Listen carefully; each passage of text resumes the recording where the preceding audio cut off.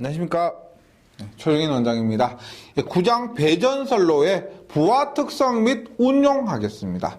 여기서 부하 특성이란 것은 우리가 부하를 얼마만큼 가동을 하고 거기에 따른 변압기를 얼마를 설치해야 되고 이렇게 해서 수용률, 부하율, 부등률 이런 수치들에 대해서 공부를 하고요. 이런 개념들을 공부를 하고, 근데 운용이라는 것은 우리가 전기를 이렇게 송전하고 배전하다 보면은 전압 강화 등이 발생합니다. 그 다음에 지금 우리가 배전을 하고 있기 때문에 배전에서의 전압 강화가 있고 그것을 보상해주는 방법. 그 다음에 고장이 났을 때 송전에서 했지만 배전에서 고장이 났을 때 그렇게 차단하는 그런 방법 등에 대해서 공부를 하게 됩니다. 그래서 먼저 1번에 선로 정수와 전압 강화가 있는데요. 이 선로 정수와 전압 강화는 우리가 앞에 3장에서 했던 부분이기 때문에 크게 어려움이 없을 겁니다.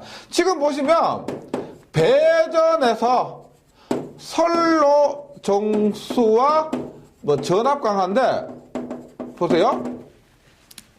배전은 아시겠지만은 거리가 굉장히 짧습니다. 송전에 비해서. 그래서 이 배전은 우리가 단거리 선로 이렇게 보시면 되고요. 단거리 선로에서 따라서 단거리 선로에서 선로 정수는 뭐가 있다? R과 L밖에 없습니다. R과 L밖에 없어요. 따라서 우리가 R은 로 A분의 L이고 L은 0.05 플러스 0.4605의 로그 R분의 D 이렇게 되는 거죠. 이렇게 되고 그 다음에 R값, L값에 의한 선로 정수 이렇게 우리 앞에서 했던 것이기 때문에 그냥 복습한다 생각해 주시고요. 전압 강화는 어떻게 되느냐? 전압 강화 E는 우리가 단상에서는 I의 R 코사인 세타 플러스 X의 사인 세타. 얘것이 3상에서는 루트 3i의 R 코사인 세타 플러스 X의 사인 세타 이렇게 된다는 거 3장에서 요 2장에서 했고 3장에서 했던 거 그대로 정리를 해주시면 되겠습니다. 근데 여기서 하나만 더 보면은 우리가 보세요. 우리가 배전에서는 직접적으로 부하와 연결을 합니다. 부하와 연결하는데 이렇게 전압 강화를 구했잖아요. 이것은 선로 말단에 부하가 집중된 경우입니다. 그러니까 부하 선로 배전소 이렇게 있어요. 이렇게 있는데 부하가 여기에 왕창 걸려 있다는 겁니다. 끝부분에 왕창 걸려 있는 것 부하가 선로 말단에 집중되어 있다라고 하는 겁니다. 이럴 때 이렇게 되는데 이것이 아니고 만약에 균등부하라고 하면은 균등부하라는 것은 이렇게 돼요. 얘가 여기 이렇게 이거 하나 100kg짜리 하나가 아니고요. 20짜리 20 그래서 20kg 5개 똑같은 용량은 같지만은 이것이 말단에 집중되어 있을 때와 분산되어 있을 때 이것이 틀리다는 겁니다. 그래서 할게요. 집중 부하 비해 분산 부하 요거 유도하실 필요는 없습니다. 유도하실 필요는 없고요. 분산 부하일 때 보세요.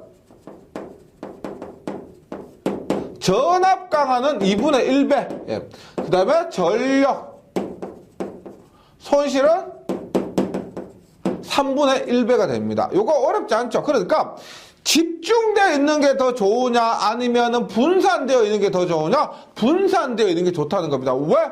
보세요. 전압 강화는 집중되어 있을 때보다 분산되어 있을 때 반으로 떨어지고요. 반으로 떨어지고 전력 손실은 있죠. 전력 손실은 집중되어 있을 때보다 분산되어 있을 때가 3분의 1배로 떨어진다는 겁니다. 그래서 요거 수치만 기억해 주시면 돼요.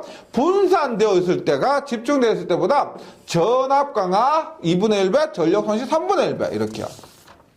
나머지는 어려운 거 없을 겁니다.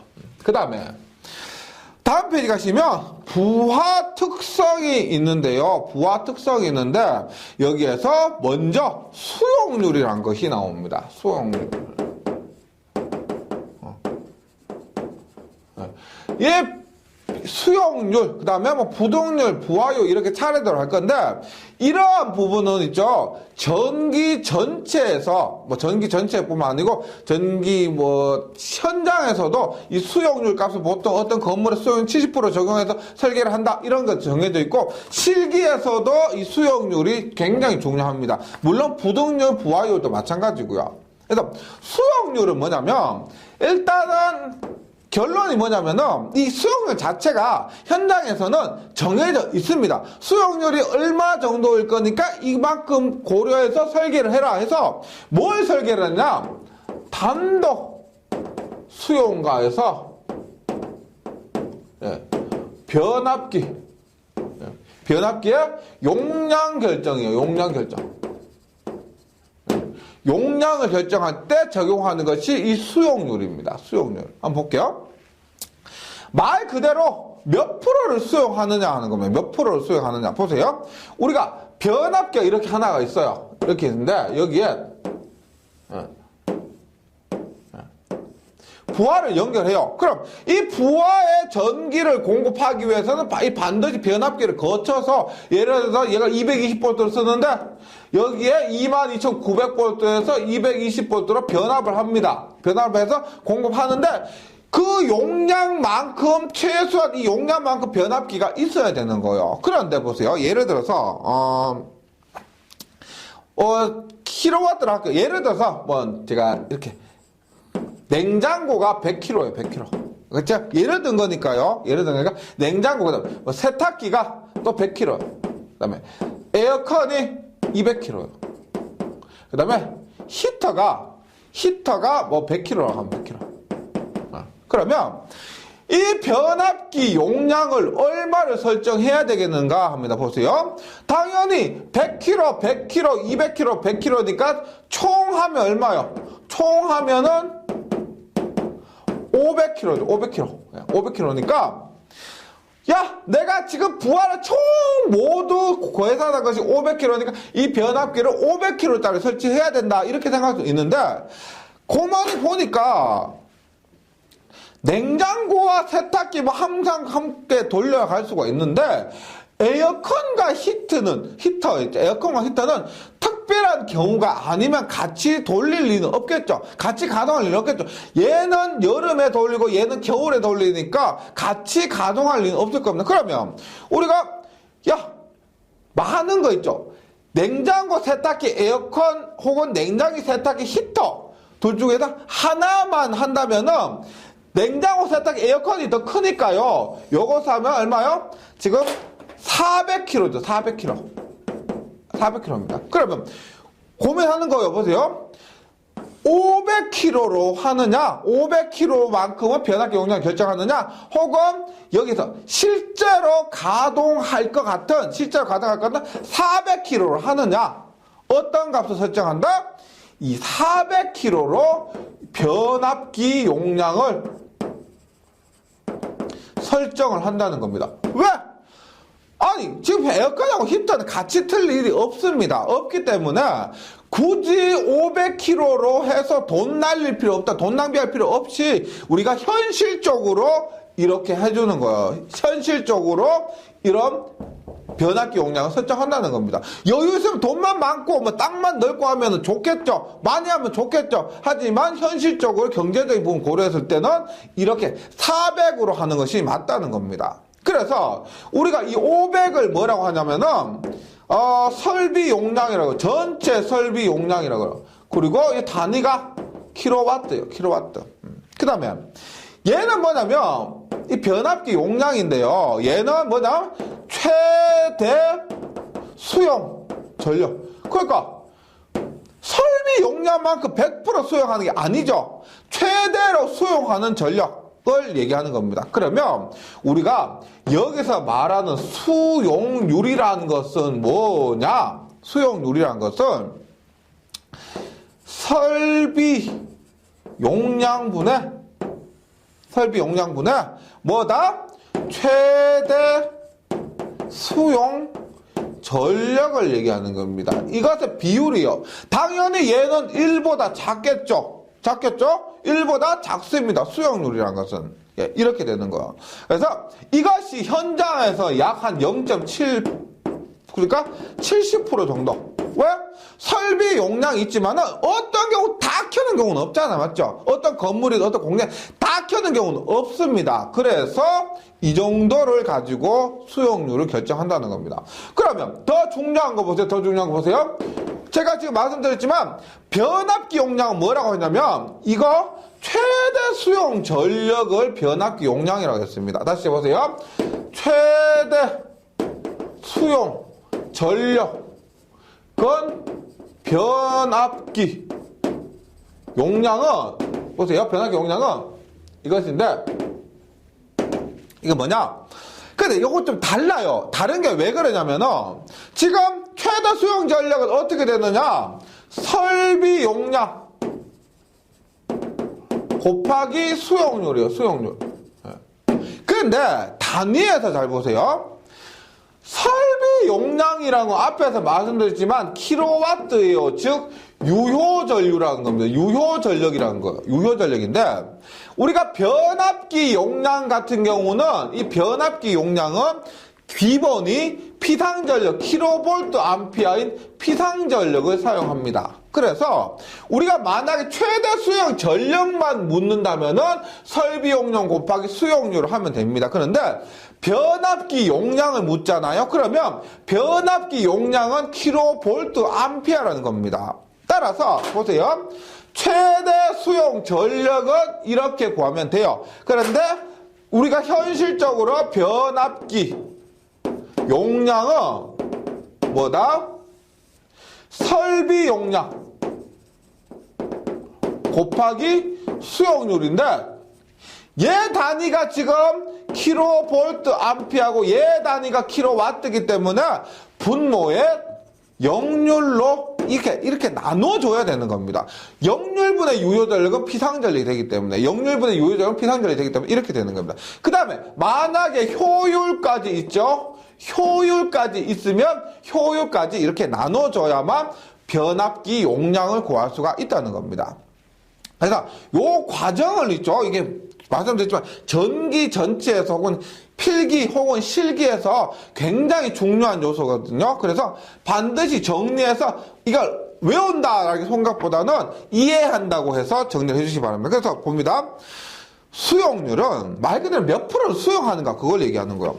수용 장소에 설비된 모든 부하 설비 용량의 합에 대한 실제 사용되고 있는 최대 수용 전력과의 비를 얘기하는 겁니다. 전체 설비만큼 변압기 설치할 필요가 없기 때문에 모든 설비 부하 설비 용량 합에 대해 실제 사용되고 있는 최대 수용 전력과의 비입니다. 그래서 얘는 단독 수용가에서 변압기 용량, 즉 최대 수용 전력을 결정하는데 변압기 용량과 최대 수용 전력이 같다고 볼 수도 다르다고 볼 수도 있습니다. 역률 때문에요. 예. 그래서 수용률은 공식이 뭐다? 수용 설비 용량, 예, 수용 설비 용량, 그러니까 설비 용량분의 최대 수용 전력이 되는 겁니다. 최대 수용. 이 말 자체가 어렵기 때문에 외워서는 잘 안 외워져요. 그래서 이해도 잘 안 되는데 약간 이런 예를 들어서 냉장고, 세탁기, 에어컨, 히터 이런 부분을 예를 들어서 이해를 하시면 한결 수월하실 겁니다. 네. 그래서 변압기 용량은 마지막으로 변압기 용량은 뭐다?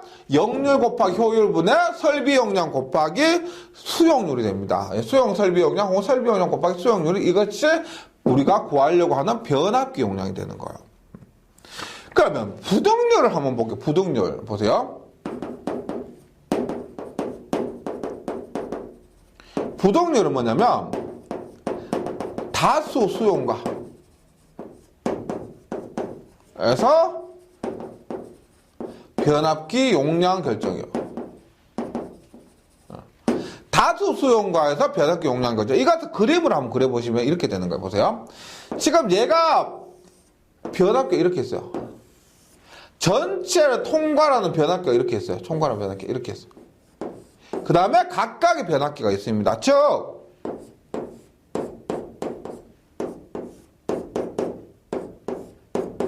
보세요.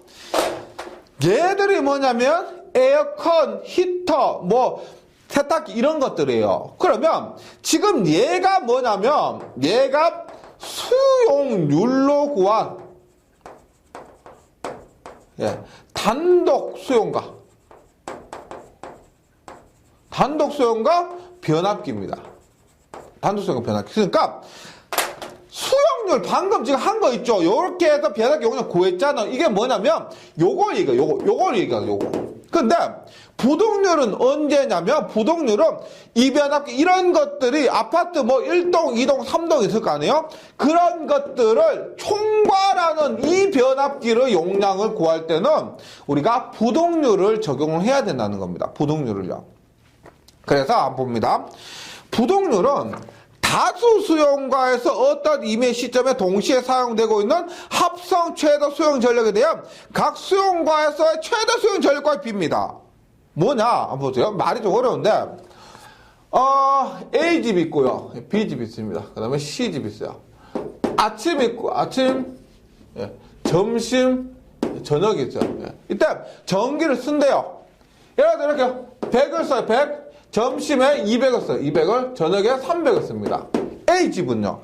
A 변압기는 B 변압기는 뭐 100에 300에 200을 써요. 200을 써요. 그 다음에 C 변압기는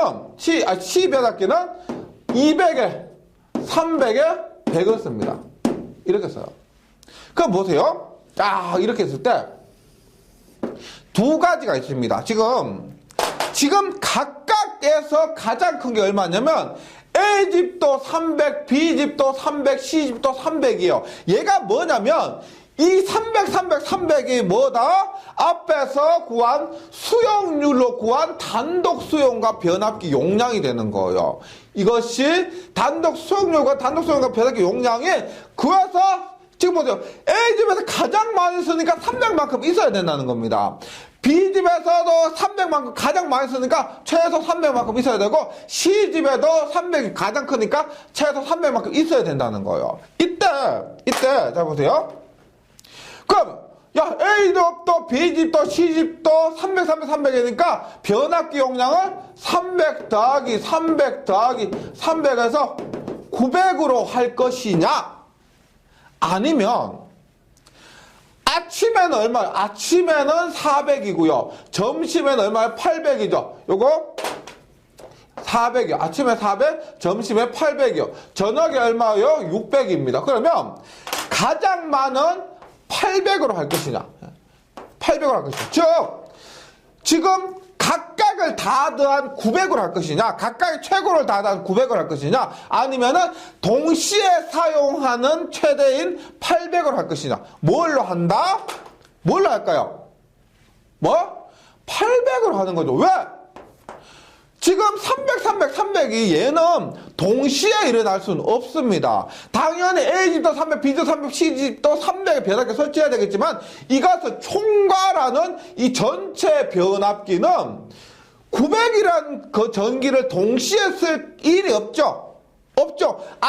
점심과 저녁에 합해지는 일이 없기 때문에 이 변압기는 800 동시에 사용하는 최대인 800을 하면 된다는 겁니다. 그래서 이것을 우리가 이 전체 변압기 용량으로 이것을 각각의 변압기를 총괄하는 전체 변압기 용량으로 선정을 한다는 거죠. 이렇게 하는 겁니다.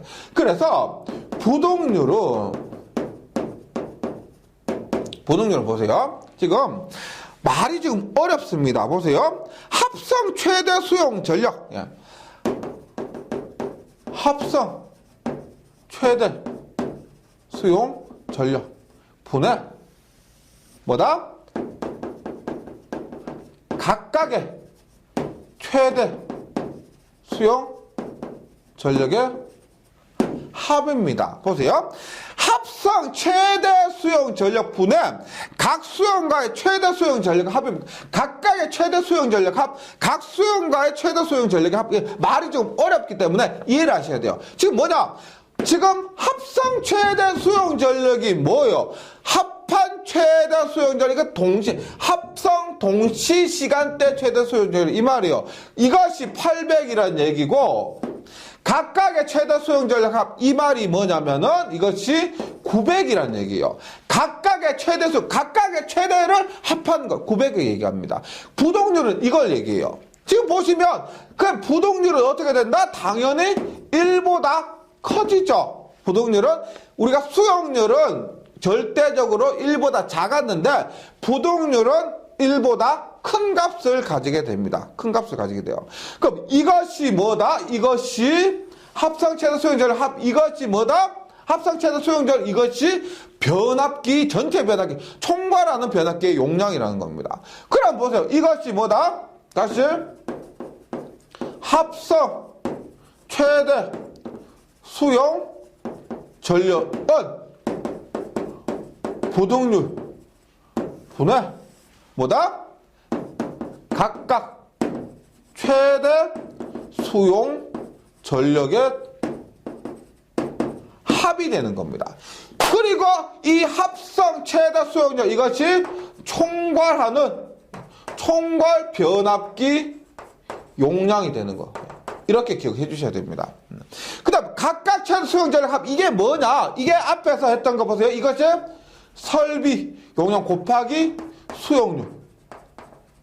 이렇게 구했던 것을 더하고 또 설비 곱하기 수용률 더하고 설비 곱하기 수용률 더하고 이렇게 한다는 겁니다. 이 관계가 있다는 거죠. 지금 그렇게 관계를 쭉 이어가시면 크게 어렵진 않을 겁니다. 않을 거예요. 그래서 이 부분을 한번 정리를 하면은요. 한번 하면은 이렇게 돼요. 보세요. 지금 변압기 용량을 구합니다. 변압기 용량을 구하는데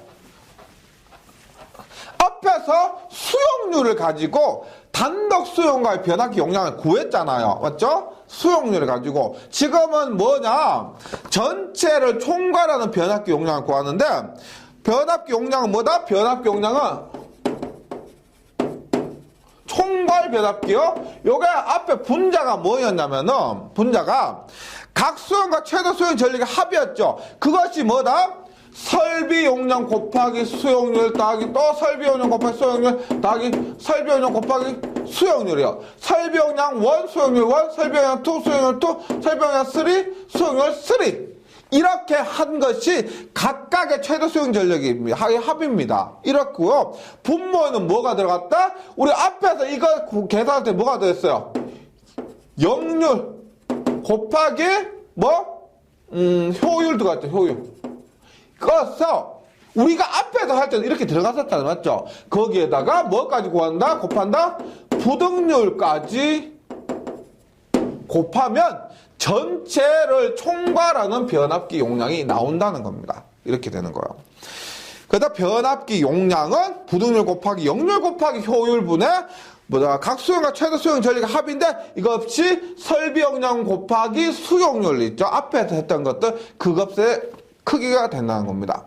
이렇게 정리를 해주시고 그 다음에 부등률이 높다는 말은 무슨 말이냐? 부등률이 높다는 말은 보세요. 부등률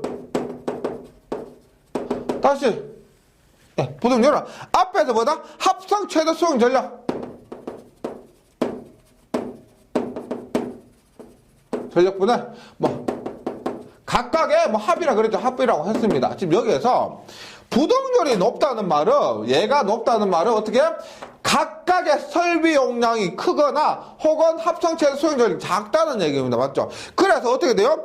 변압기 용량 감소 효과가 있어요. 지금 여기에서 부등률이 크면은 얘가 크면은 부등률 얘가 크면은 변압기 용량은 감소됩니다. 맞죠? 분모가 크니까 변압기 용량 감소됩니다. 그런데 설비 계통의 이용률이 낮다는 거예요. 지금 얘가 크다면 각각의 합이 크다는 거예요. 맞죠? 그러면 실제 300 이만큼인데 요것이 낮으면 어떻게 돼요? 요것이 만약에 500이에요. 500. 동시에 사용하는 거 500밖에 안 됩니다. 그럼 우리가 변압기 자체를 300 이만큼 해야 되는데 동시에는 요거밖에 사용하지 않으니까 설비의 계통의 이용률이 낮다는 겁니다. 낮다는 거예요. 그래서 부등률이 좋다고 볼 수도 있고 나쁘다고 볼 수도 있는데 변압기 용량 차원에서는 작아지니까 좋고요. 설비 계통 이용률이 낮아지기 때문에 이런 부분에서는 안 좋다고 볼 수 있습니다. 부등률이 뭐 지금 높을 때 특징도 잘 기억을 해주시기 바라고요. 그 다음에 부하율이 있습니다. 부하율. 부하율. 얘는 뭐냐면 보세요. 최대 전력분의 평균 전력이요. 최대 전력분의 평균 전력인데 여기에서도 보세요. 지금 교재 예를 들어 이렇게 했습니다. 이렇게 했습니다. 보세요. 뭐 시간마다 이렇게 돼요. 시간마다 지금 전력이 이렇게 되어 있습니다. 뭐 이렇게 됐어요. 이렇게 됐습니다. 보세요. 그러면 부동률이란 말은 무슨 말이냐면 지금 보세요. 100, 200, 300, 400 이것이 지금 최대 전력이죠. 최대 전력. 이게 400이에요. 400입니다. 평균은 어떻게 돼요? 평균은 우리가 뭐 여기에서 하면 한 이 정도 된다는 거예요. 이 정도. 평균은 이 정도 돼요. 만약에 평균이 한 300 정도 돼요. 300 정도. 300 정도 되면은 뭐 300 아니겠지. 한 뭐 280 정도 된다 치면은 280 정도 치면 부하율이란 건 뭐냐면 이것은 그냥 이거요. 최대 400분의 뭐 280 이것을 우리가 부하율이라고 합니다. 부하율. 얼마? 만약에 이렇다고 하면은 10분의 7이니까 얼마? 약 70%. 이렇게 얘기를 하는 겁니다. 당연히 부하율도 당연히 1보다는 작겠죠. 1보다 작을 겁니다. 부하율이요. 근데 여기에서 보세요. 그럼 우리가 앞에서 뭐 부등률도 그렇고 수용률도 그렇고 했던 변압기 용량 있죠. 변압기 용량은 얼마가 변압기 용량이 될까요? 얼마다? 당연히 변압기 용량은 400이 돼야 될 겁니다. 왜냐면 변압기 용량이 400이 되어야 지금 여기에서 평균으로 하면 안 되죠. 왜? 400일 때도 원활하게 전기를 공급해 주려면 변압기 용량이 400이 되어야 400일 때 공급할 수가 있다는 겁니다. 그래서 여기에서 지금 얘기하는 최대 전력이 변압기 용량이다 이렇게 볼 수가 있습니다. 최대 전력이 자체가 변압기 용량이 되는 거예요. 그럼 보세요. 이제 부하율인데 부하율은 또 다른 거에 비해서 어렵지 않습니다. 보세요. 임의의 수용과에서 공급 설비 용량이 어느 정도 유용하게 사용되고 있는가를 나타내는 것입니다. 보세요. 일단 부하율에서 지금 최대 전력이 변압기 용량을 했잖아요. 이것이 설비 용량입니다. 이것을 가지고 얼마만큼 유용하게 사용될 수가 있느냐. 예를 들어서 이렇게 되는 거죠. 보세요. 이렇게 생겨 이렇게 됐다. 이것은 최대나 평균이나 차이가 많이 안 납니다. 맞죠? 그래서 부하율이 이렇게 최대적 평균이 이 부하율이 크다면은 최대 전력과 평균 전력의 차이가 별로 안 난다는 것이고 설비가 굉장히 유용하게 사용되고 있다는 겁니다. 근데 만약에 이렇게 보세요. 이렇게 되어보세요. 최대는 이만큼 변압기 용량 설치해놨는데 평균은 이거밖에 안 돼요. 그 부하율이 굉장히 낮다는 겁니다. 맞죠? 따라서 이것을 가지고 설비가 요런 경우 같은 경우 이런 경우는 실제로 설비가 유용하게 사용되고 있지 않다는 것을 알 수가 있다는 겁니다. 네. 그래서 임의 기간 중에 최대 수용 전력에 대한 평균 수용 전력의 비가 되는 거예요. 뭐 최대 전력분의 제가 평균 전력을 했지만 정확하게 최대 수용 전력분의 평균 수용 전력 이렇게 되고 부하율은 최대 수용 전력분의 평균 수용 전력 곱하기 100이 된다는 겁니다. 그리고 평균 전력은 우리가 어떻게 될까요? 평균 전력은 전체 전력을 시간으로 나누는 거죠. 전체 전력량을 시간으로 나누면 평균 전력이 되는 겁니다. 맞죠? 만약에 이렇게요. 이렇게 하루 동안 7200kWh를 썼어요. 7200kWh. 이것이 데이입니다. 하루 동안 이렇게 해서. 평균 얼마? 평균 얼마다? 7200을 하루는 24시간이죠. 그래서 따라서 24hour를 7200kWh로 나누면 hour 약분 되죠. hour 약분 되고 얼마다? 요것이 30kW가 됩니다. 30kW. 300kW다. 300kW가 평균 전력이 된다는 거죠. 평균 전력이요. 이렇게 되는 겁니다. 그러면 보세요. 일단 부하율이 크다. 부하율이 크다는 말은 앞에서 뭐라고 했다? 공급 설비에 대한 설비 이용률이 크다는 거예요. 잘 이용하고 있다는 것이고, 전력 변동이 작다. 전력 변동, 지금 얘 같은 경우 전력 변동이 굉장히 크죠. 근데 부하율이 크다는 말은 전력 변동이 작다는 겁니다. 그것을 의미하는 거죠. 이거 다기보다는 이해를 한번 해보시기 바랍니다. 그러면 보세요. 지금 1부하율이 있습니다. 1부하율. 1부하율은 뭐냐? 보세요. 1 최대 전력 분의 1 평균 전력이죠. 1 평균 전력입니다. 맞죠? 그래서 1 최대 전력을 우리가 하고 1 평균 전력은 어떻게 돼요? 1 평균 전력은 1 전력 양을 하루 동안 전력량을 24시간으로 나누면 1 평균 전력이 된다는 겁니다. 따라서 우리가 이렇게 돼요. 이걸 24 곱하기 1 최대 전력 분의 뭐다? 24가 내려왔으니까 1 전력량 하루 동안의 전력량이 되는 겁니다. 하루 동안의 전력량. 예. 그 다음에 월 부하율이 어떻게 될까? 월 부하율 똑같죠? 월 최대 전력분의 월 평균 전력입니다. 그래서 월 평균 전력인데 따라서 얘는 어떻게 돼요? 똑같이 공식하면 24고요. 한 달은 30일이죠. 평균 30일입니다. 30일 분의 곱하기 월 최대 분의 월 전력량이요. 따라서 24 곱하기 30 하면 얼마요? 720 곱하기 월 최대 전력 분의 월 전력량이 돼요. 월 전력량. 그 다음 연 부하율까지. 연 부하율은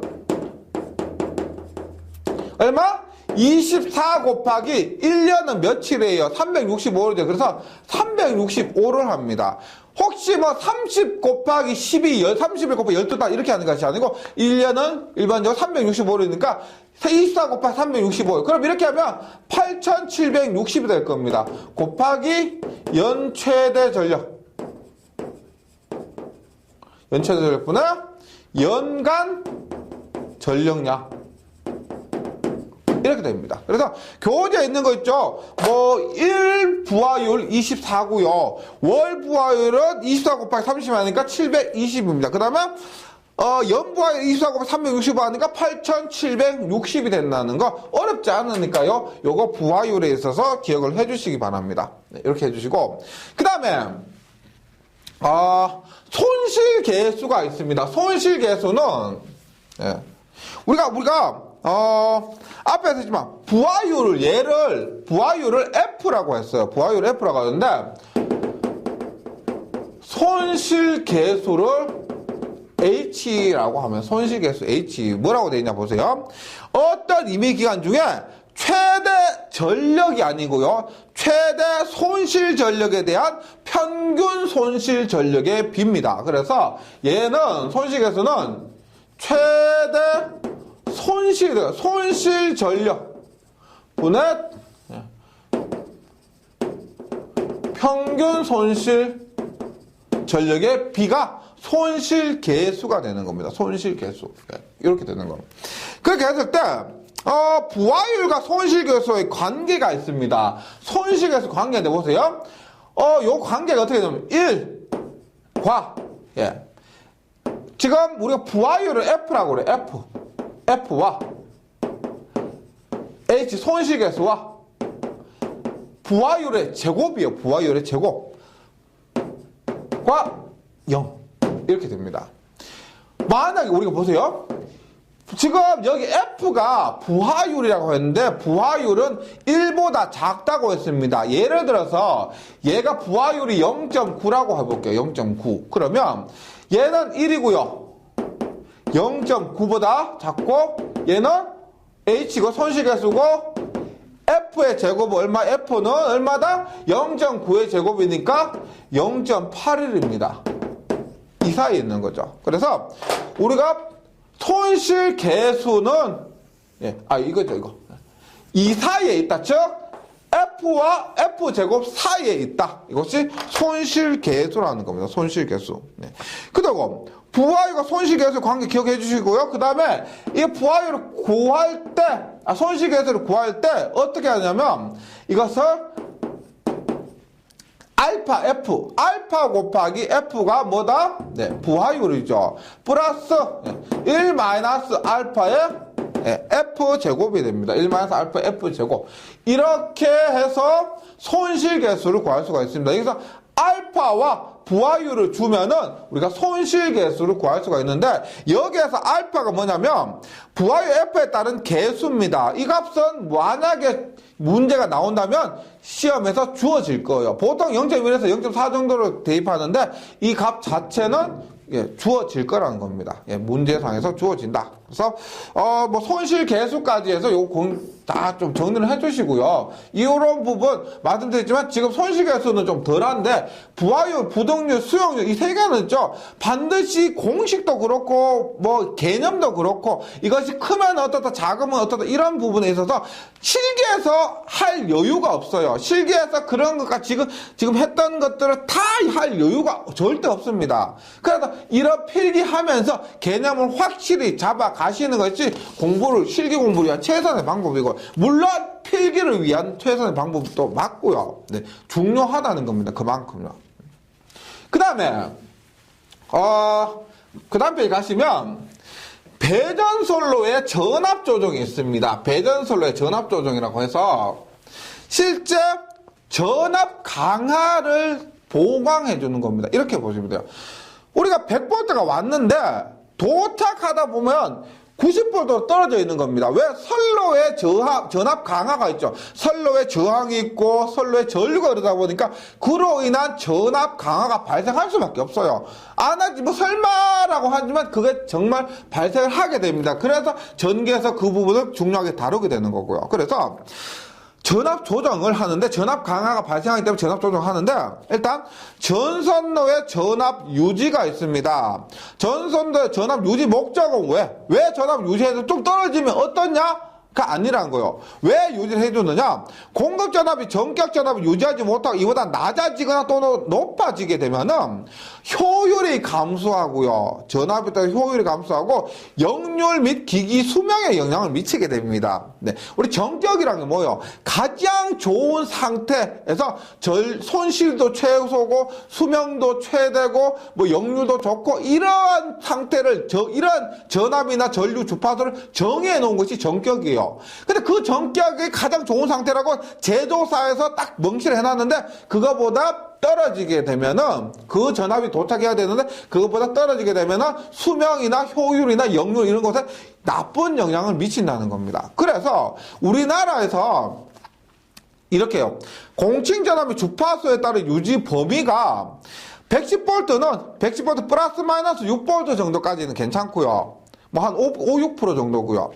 220V에서 플러스 마이너스 한 13% 정도. 그 다음에 380V에서 플러스 마이너스 38%, 10%죠. 정도고요. 주파수는 빡빡합니다. 주파수는 0.2Hz, 플러스 마이너스 0.2Hz 이렇게 되는 거예요. 우리가 이런 거 있어요. 우리가 백열전구 있잖아요. 백열전구가 좀 더 심한데 백열전구에서 전압이 5% 정도 만약에 문제가 생기잖아요. 그러면 수명이 45%가 줄어든다 그랬어요.